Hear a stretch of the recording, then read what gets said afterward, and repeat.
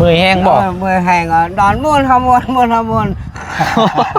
โอ้ยคือสิแนนคือสินอนแซ่บนอนม่วนเนาะ โอ้ย นอนแน่นเนาะม่วนคักม่วนแน่บ่ซั่นพี่น้องจับปลาเต็มหม้อเลยเนาะ โดย เอาผู้ระวังเด้คอยได้น้ำห้อนครับพายุนี่เนาะ โดย ทุก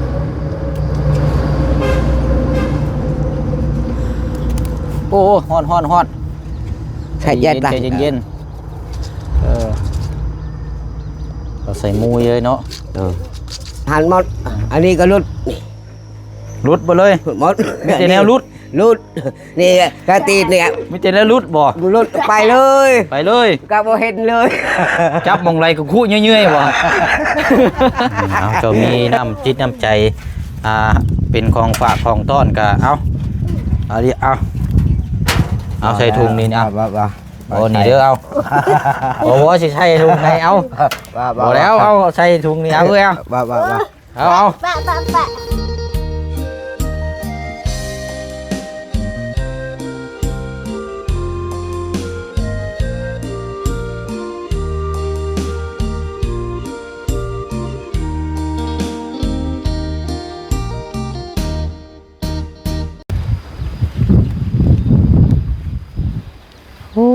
แดดฮ้อนจ้าอันนี้เนาะ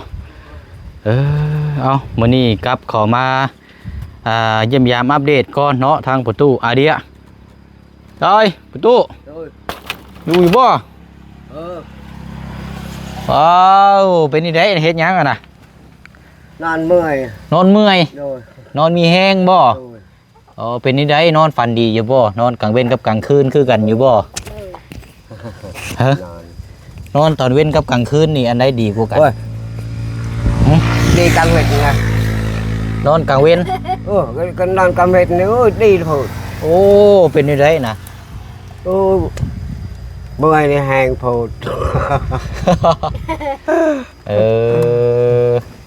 นอนกลางเว้นนี่ดีกว่ากลางคืนเนาะดูกว่าไอ้โอ้เอาแสดงว่าช่วงสีเมื่อยแห้งเนาะดูนี่ยังหน่อยเดียวอยากไปต่ออีกอยากไปต่อแสดงว่ามื้อนี้แต่เช้ามื้อนี้ไปไสแต่เฮ็ดเมื่อเฮ็ดให้นะเห็นให้คือเก่าโอ้โดยไปสองเมียนี่ไปนำกัน2คนกับเมียนี่บ่เดี๋ยวสิไปอีกบ่สักจังน้อยนี่บ่มีคนมาไปชิมไปคันบ่มีไผมากก็ตอนแรกจังไปเนาะเอาเนาะกำลังนอนฝันดีด้วยเนาะฝันเห็นเลขเห็นเบอร์อยู่บ่อันเดียฝันเห็นเลขอยู่บ่เห็นบ่ฮะบ่เห็นเลขเนาะเอาเนาะพี่น้อยเนาะอยู่กระตูบเนาะช่วงนี้ก็อยู่ในระหว่างรอท่าสำหรับทางบ้านเฮือนซานเนาะทางสร้างก็ยังบ่ทันได้มาอยู่พี่น้อยเนาะแล้วก็ปลูกข้าวนำเข่าอยู่ยังบ่ทันได้แล้วเนาะทางบ้านเดินซานก็มีแต่ว่ารอโจไว้ก่อนช่วงนี้ก็เนาะจากยามใดแล้วบ้านนี้สิได้นอนเฮือนใหม่บ้านนี้เนาะผ่านไปก็สิเข้าอาทิตย์อะไรพี่น้องเนาะทางสร้างเพิ่นก็ยังบ่ทันได้มาดำเนินการอยู่เนาะทางเฮาก็รอติดตามเบิ่งนํกันว่าอันใดขาดก็สิได้ซื้อมาเพิ่มอีกเนาะเพราะว่าเงินก็ยังเหลืออยู่ก็บ่ดงบ่ลายหรอกพี่น้องเนาะยังเหลืออยู่6-7 แสนนี่แหละพี่น้องเนาะที่งบทางพอคำล่าเนาะทางพอใจดีเพิ่นฝากมาคนหน้าแหละพอล่าสุดนี่ก็ซื้อดินบล็อกกับยังพี่น้องคนนึงมื้อน่ะดินบล็อกกับยังก่อเจ้าคนตรงมื้อน่ะกระปูนเนาะกระปูนกระปูนพี่น้องเนาะแล้วก็เงินยังเหลืออยู่นะพี่น้องเนาะเดี๋ยวพูดคุยนํกันเนาะกับสบายดีและสวัสดีพ่อแม่พี่น้องเบิดสู่ผู้สู่คนเด้อพี่น้องเนาะคือเก่าคือเดิมเนาะเมื่อวานนี่บ่ได้เข้ามาหาเด้อเมื่อวานนี่ทางอดีตเนาะวันนี้เข้ามาเยี่ยมมายามแล้วก่อนเนาะช่วงตัวนี้ก็ประมาณ 4 โมงแลงนี่แหละพี่น้องเนาะทางอดีตก็นอนว่าซั่นเนาะเมื่อยปวดกระต้นกระโตเนาะเมื่อยแห้งบ่เมื่อยแห้งนอนม่วนทำม่วนม่วนทำม่วน โอ้ยคือสิแนนคือสินอนแซ่บนอนม่วนเนาะ โอ้ย นอนแน่นอนม่วนคักม่วนแน่บ่สั่นพี่น้องเอ้ย โดย เอาเดี๋ยวจังนอนต่ออีกซะเนาะ โดย อากาศมันเย็นดีคักเนาะบ่ยังต้มยังอะนะหม้อยังอะนะ ลงมา ทำไมต้มบ่ โดยเอามือแต่ให้นะ จำเจวเนาะ โดย กินกับข้าวโอ้แซ่บด้วยนี่เนาะ ไป ฮะ เอากบเก่ง หลายอยู่บ่เอาไว้กินซะ ลายกับลายก็จกเอากินเลยนะ สิจกนี่ได้จะบ่ให้เฮาก็บ่กล้าจกแล้ว เอาใช้ปวงกินเลยเนาะ ฮะ กินเลยเนาะ เบิ่งก้อนคำมันลายก็สิ บ่ลายแล้วลำยอดลำใดแหละซิมเบิ่งเนาะก็เอาไว้กินแหละเนาะ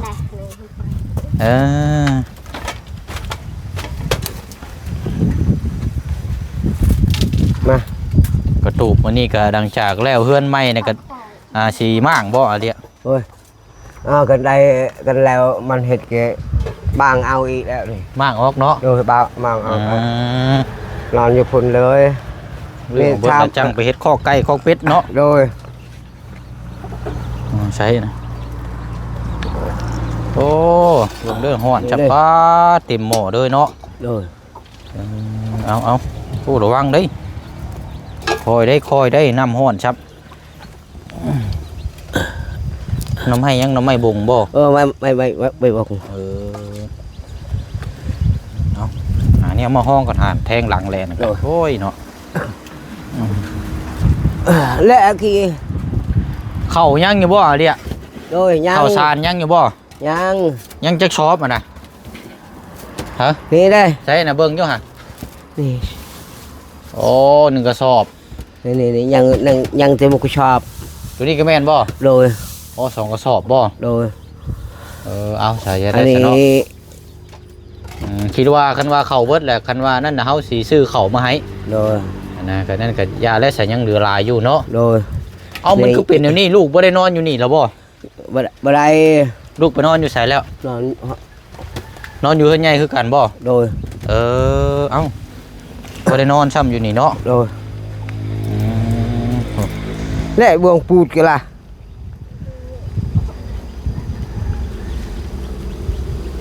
หน่อไม้มาต้มเนาะเราก็ เจาะตรงไหนแหละมาเอาเจาะล่ะฮะ มันบ่ขมบ่อะเดีย โอ้ยชำนี้ได้แฉบกินนะ ชำนี่บ่แซ่บ โดย บ่ขมบ่ บ่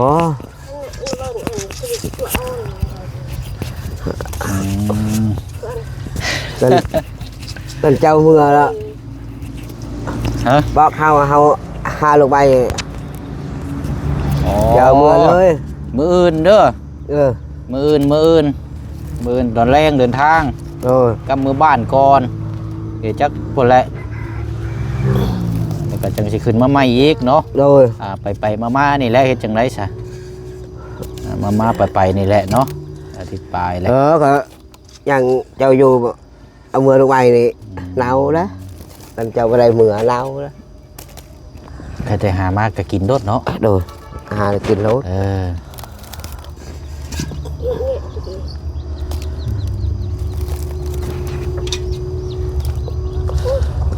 Ít buồn. โอ้ลายอยู่นี่เนาะ Rồi. ทุ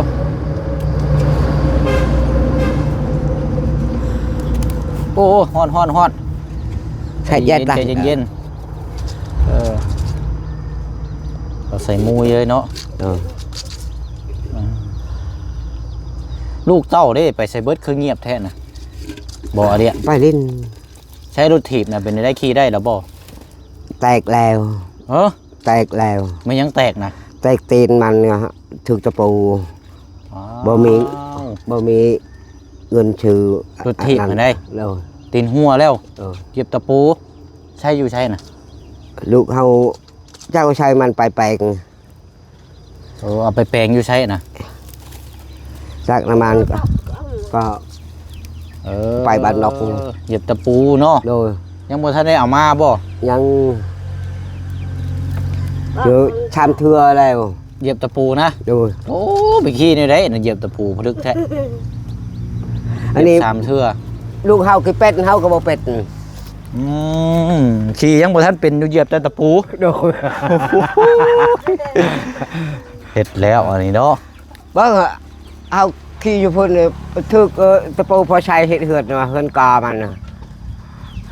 แจงแรงชน เรียบร้อยเลยเนาะ โดยอ้าวบอลเต้น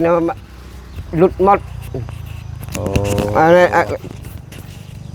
กระดาวกับบอลโมหันกับบ่มีแหงเชียร์มัน ตะกร้าหั่นน็อตยังรุดบ่เลย หมดเลยก็ไม่ได้ โอ้ย หัน เนาะ มันหันใครแน่ก็นี่ก็ไม่ได้หันเลยก็นี่แล้ว ยังขี่ยังบ่ทันเป็นช่ำเจ้าก็เนาะ บ่เป็น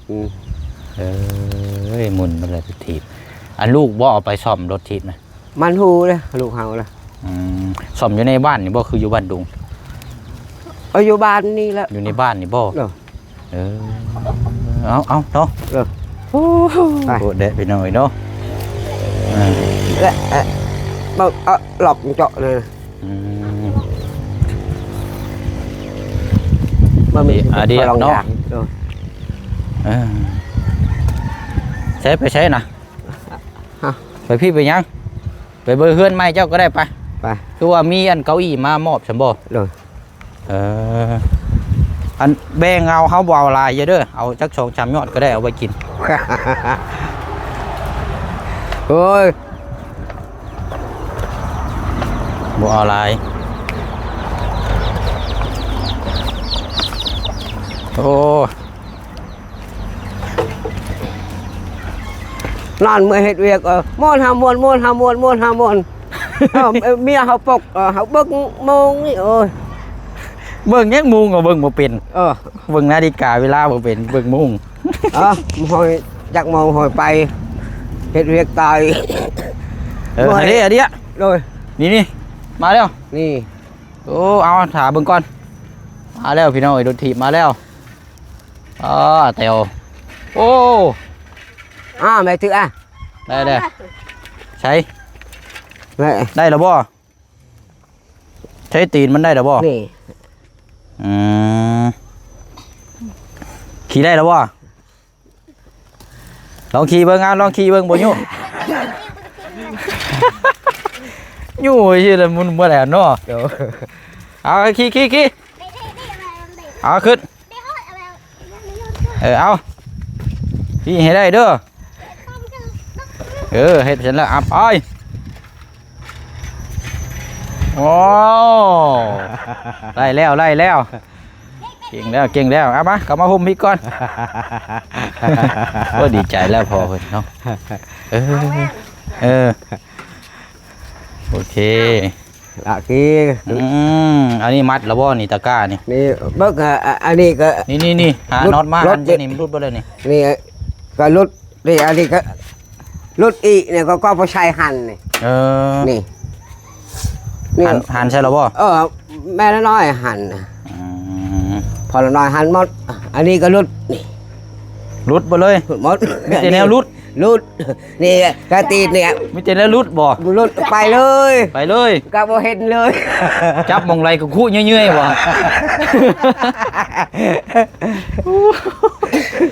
มัน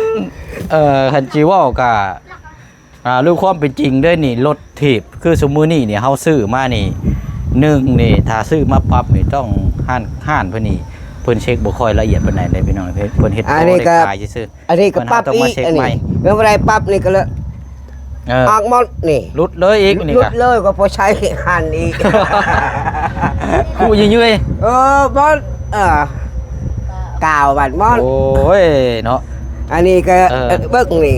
ใช้เอามัดอีกอันนี้เอา ใช้อันเหยียบตะปูข้างใดข้างดังบ่คือข้างหน้าข้างหน้าบ่ข้างนี่บ่เหยียบ3หูน่ะ โดยนี่ชามเทือ 3เทื่อเลยเนาะ บ่มี แต่ว่ามีเงินตะโหยเพอายุยกูไปอันนี้เฮียดน่ะ12 โมงก็บ่ได้นอน ฮะ 1 โมงนอน อันนี้ได้ 12 โมงกลางคืนบ่ โดย ป้อ เฮียดตลาด ตาเตวนี่ได้ โอ้ไปขี่อยู่ใช่น่ะ คือกันทาง อยู่เดินนี่บ่ อยู่เดินแต่เดินเฮือนนี่ ได้ขี่เป็นได้บัดนี้เนาะ นั่นมันฮู้ ใช้เจ้าลองมึงอยู่ห่ะ โอ้ยอันนี้ ลอง อยากเจ็บ จะเจ็บก้นอยู่ ลองมึงอยู่ห่ะย่านแล้วบัดนี้เนาะย่านแล้วเดี๋ยวอายุเตียวขี่ได้เลยเนาะใช้อันกระลิงหายไปใช้อีกนะบ่มีตัวกด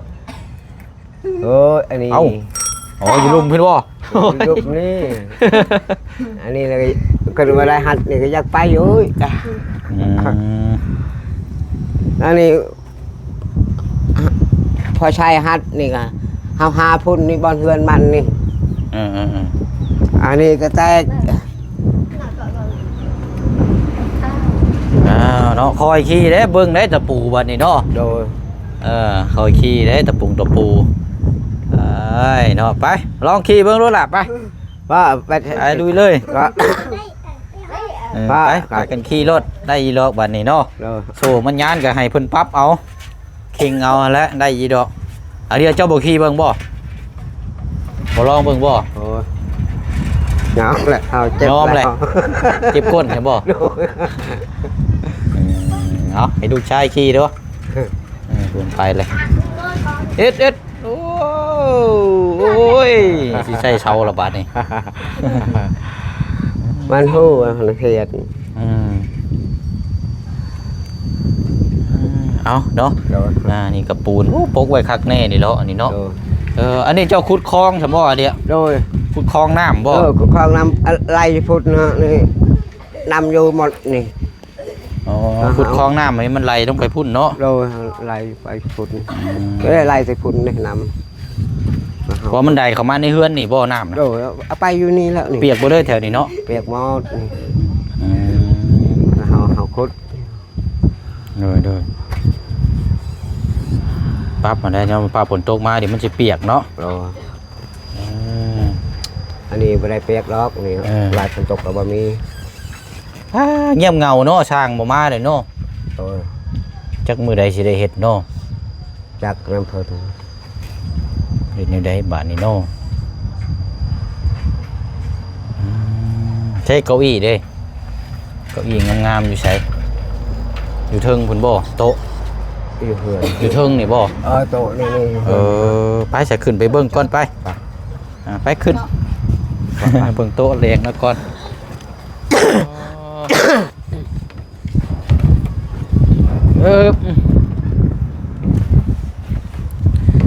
ได้สิได้อันนี้เนาะ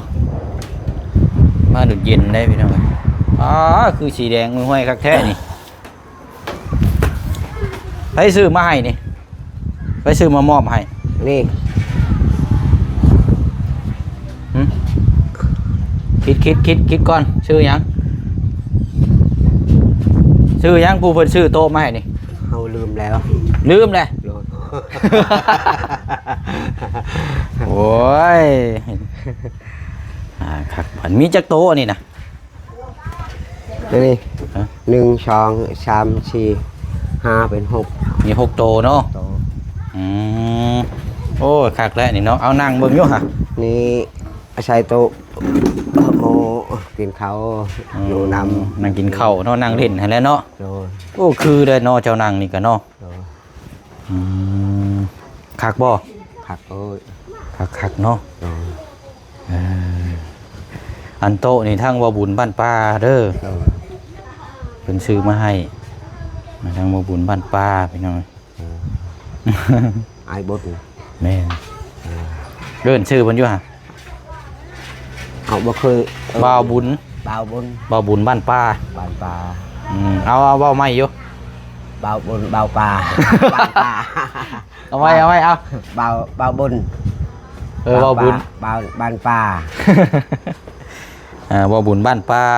บ่าวบุญบ้านป่า อืม เอาขอบใจมี เอาหันได้เนาะดีแล้วพี่น้องเอ้ย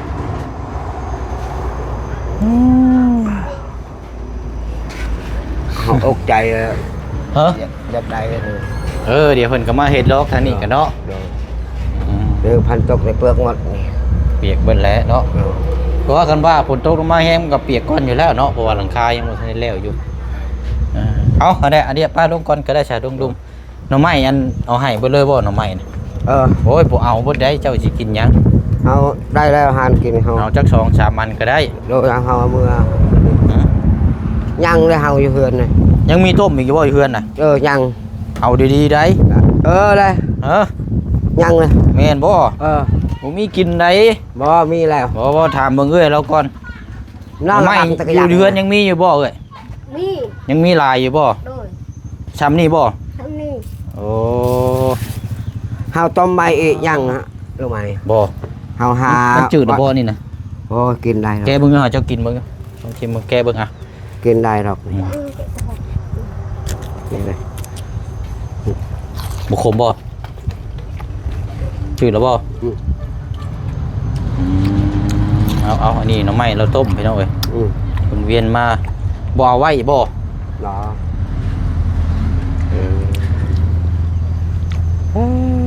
เนาะ เอาเกลือเอามักเผ็ด คุยเนาะแต่ว่าบ่มีถุงใช้ครับบัดนี้เนาะถุงยาง มี ว่าหรอกใช่ลงไปปลายป่ะ อะไรเอาหรอ ถุงเด้อยู่เฮือนน้องไม้นี่ได้บ่มีบ่เบิ่งอยู่หั่น มาเลย ถุงยืมถุงเพิ่นว่ามีอยู่บ่จักเนาะเอาอันนี้นั่งลงก่อนเจ้าเอานี่เลยนี่พี่น้องเอ้ยเนาะใช้มื้อนี้ได้เงินไปรับจ้างได้เท่าไรมื้อนี้ มื้อนี้ บ่ได้ไปบ่ อะไรไปเฮ็ดกับเฮาหมดแล้วโมหิต มื้อนี้วันอาทิตย์เนาะ วันอาทิตย์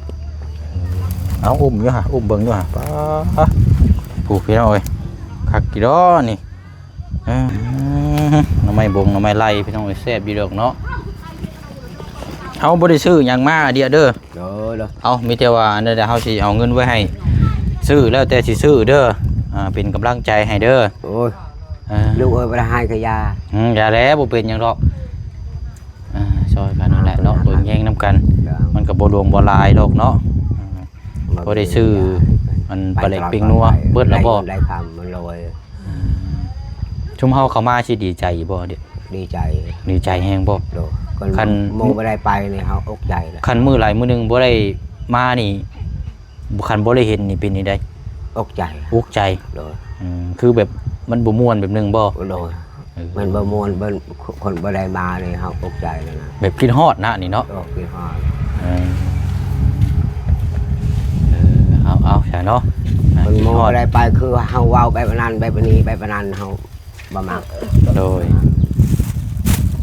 เอากินฮอดหักแพงคือเก่าเด้อ โดย นี่เราก็ยังนี่แหละพี่น้องเนาะแบบของฝากของต้อนนั่นแหละเนาะกันที่ว่ากันแต่จริงเฮาก็บ่นั่นหรอกแต่ว่าก็บ่เอาไว้บ่เอาไว้อีกซะเอาครึ่งนึงซะเอาไว้กิน cho nhẹ ẹn là bạc เอ็งเนี่ย มันหลายโพด ลากิน hao tôm to mày nhăn được mày hao mới cho hay họ hà lục mày đó thêm hôi อืม tôm kín เอาซะขอมุกขอบใจละลายเนาะ ปักไว้ เอาเจ้ามีน้ำจิตน้ำใจเป็นของฝากของต้อนก็เอาดิเอาใส่ถุงนี่เอา โอ้นี่เด้อเอาโอ้โหสิใส่ถุงไหนเอาบ่แล้วเอาใส่ถุงนี่เอาเอ้ยเอา bà เอา ปะบะหมี่ rồi เอา เอาแก้ว เอา bà เอ็งปะ เอาไว้ซื้อกันเกลือปลาเล็กเป็นนัวเอา bà thầy nhăn เป็นนี่ได้คือบ่เอานี่เอา bà ao เอา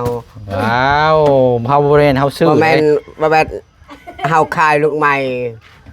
เฮาบ่ได้คิดถึง cháu là đòn hàoลูก hào cháu hay người hao bà giặc บ่อยากเอาบ่ rồi ao โอ้ยเนาะเอาแล้วซะนี่เนี่ยพี่น้องเอ้ย rồi เอากะขอมุกขอบใจละลายเด้อ โดย เด้อขอมุกขอบใจละลายเนาะโอ้มีน้ำจิตน้ำใจแบ่งของฝากของทอด โดย นี่พี่น้อยเนาะเอาสาวเด้อเดี๋ยวมาหาไม้เด้อสาวเนี่ยเด้อ โดย โอ้ยเอาขอมุกขอบใจละลายเนาะ โดย เด้อเอาบ่เอาขอไม้ก่อนโอ้ยพี่น้องเอ้ยมาเยี่ยมมายาม ไปเลยเขาตกใจเหรอ อืม นอนก็มารับโอ้ย กินฮอดเนาะ โดย เด้อเอาหักแพงเด้อ เขาว่าไปประดันได้ไม่มีเขาประหยัดได้ เด้อเอาเนาะมุกขอบใจละลายอยู่ดีมีแห้งเนาะ อยากได้แบบนี้ โอ้ ดีใจดี แบบนี้ดีใจฮักแพงเนาะ โอ้ย โอเคเนาะเอาสาบายบาย โอ้ย เด้อเอาอยู่ดีมีแห้งเด้อมุกขอบใจละลายเดี๋ยวมื่นมาหาไม่เด้อว่าสิกลับแล้วเดี๋ยวจะซื้อเนี้ยมาฝากมาต้อนหรอกเอาแตวกันเนาะผู้ไปยกล้อเอ็ดไป1 2เอ็ดเอาอันนี้ก็ถือว่าเป็นอีกครั้งแรกหนึงเนาะที่ทางอาเดียพี่น้องเนาะมีน้ำจิตน้ำใจแบ่งหาแนวอยู่แนวกินมาเป็นของฝากของต้อนว่าสิเอาเงินให้เราแต่ว่าเราบ่เอาพี่น้องเนาะดีได้พี่น้องสำหรับทางหมู่เชียงนี่เพราะว่าส่วนหลายนี่เฮาไปก็คือว่าเนาะหลายเคสหลายครับส่วนหลายก็มีแต่ซอยอย่างเดียวแต่ว่าอยากเห็นน้ำจิตน้ำใจที่เพิ่นส่งต่อแน่นะพี่น้องเนาะอันนี้ทางอาเดียทางครอบครัวที่ว่ามีน้ำจิตน้ำใจเนาะก็บ่แปลกพี่น้องที่มีทางผู้ใหญ่สดซอยเดือแล้วเราเป็นคนขยันแต่ฮู้จักควบอีกพี่น้องเนาะเอาจังได๋ก็ขอให้ทาง FC พ่อแม่พี่น้องเนาะหรือว่าทางผู้ใหญ่ใจบุญเบิ่งแยงคุ้มครองทางครอบครัวเพิ่นเด้อเนาะก็มุกขอบใจละลายเนาะสำหรับทางของฝากของตอดเป็นน้ำหมกหน่อไม้มื้ออื่นสิเขามาเยี่ยมมายามถามไทยมาอีกเนาะพี่น้องเนาะเอามื้อนี้ก็พาพี่แล้วน้องไปก่อนพบพ่อกันในคลิปหน้าคือเก่าคือเดิมเด้อพี่น้องเนาะอยู่ดีมีแห้งร่ำรวยในหน้าที่การงานทางผู้เฮ็ดทางผู้สร้างทางผู้ทำเนาะขอให้ผู้สร้างหยังก็คือให้ขึ้นให้ลาบให้ดื่นให้โชคให้มานเนาะนำลำไปด้วยเด้อพี่น้องเด้อสบายดี